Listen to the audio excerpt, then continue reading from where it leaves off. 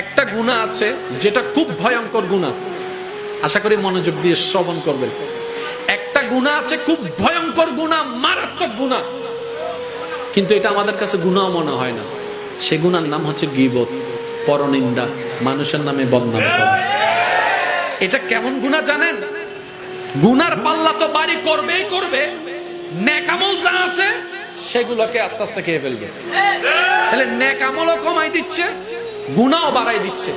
সেটার নাম হচ্ছে গীবত, সেটার নাম হচ্ছে বদনাম, সেটার নাম হচ্ছে চুগলখড়ি, সেটার নাম হচ্ছে অন্যের পিছনে কথা বলা, সেটার নাম হচ্ছে এমন কথা বলা যার সম্পর্কে যে কথাটা শুনলে মনে আঘাত পাবে, এই কথাটা বলা। এবার আপনি ডানে দেখেন, বামে দেখেন, নিজের দিকে দেখেন, এই অভ্যাসটা আমাদের সবার ভিতরে আছে। তাহলে যদি জান্নাতে যেতে চাই, দুনিয়াকে শান্তি করতে চাই, আগে আঙ্গুল দিয়ে না হলে মুখ দিয়ে হলে গুটাবে, মুখ দিয়ে না হয় ক্যাশ মাইরে হলেও গুটাবে। তাদেরকে তাদের কাজ করতে দিন, কারণ পিছনেওয়ালা পিছনেওয়ালা, সামনেওয়ালা সামনেওয়ালা। কেউ যদি আপনার পিছনে লাগে, আজকে থেকে মন খারাপ করবেন না। কেন জানেন? কারণ সে নিজে থেকে সজ্ঞানে আপনার পিছনে লেগে অটোমেটিক আপনাকে সে সামনে করে দিয়েছে। আমি যদি ওনার পিছনে লাগি, তার মানে আমি ওনাকে পিছনে দিই নাই, বরং ওনাকে আমি এক ধাপ সামনে করে দিয়েছি। সেজন্য কেউ যদি পিছনে লাগে, বদনাম করে, মন খারাপ করার দরকার নেই। ওয়াই লুল্লি কুল্লি হুমাজাতিল লুমাজা। একদম যত সইবেন তত পাইবেন।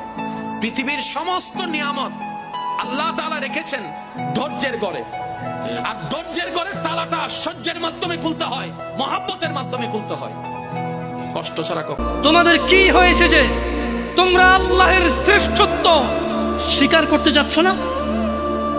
আমিও আপনাদেরকে প্রশ্ন করি, আল্লাহ যেটা প্রশ্ন করেছে আমাদেরকে, মা লাকুম লা তারজুনা লিল্লাহি ওয়াকারা। আমাদের কি হয়েছে যে আমরা আল্লাহর শ্রেষ্ঠত্ব স্বীকৃতি দিতে যাচ্ছি না?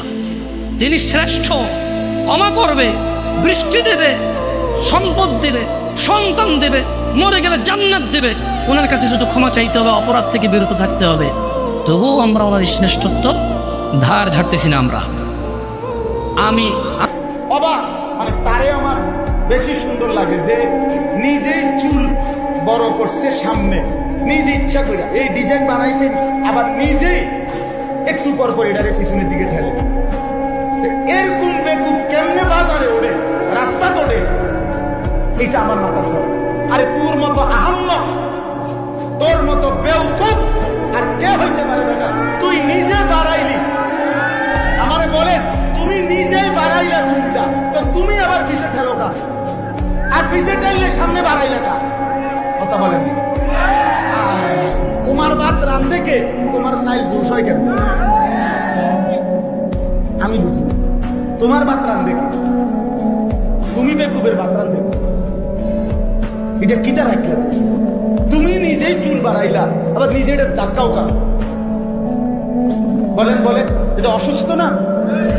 এত প্রতিবন্ধী, এত অসুস্থ মিয়া।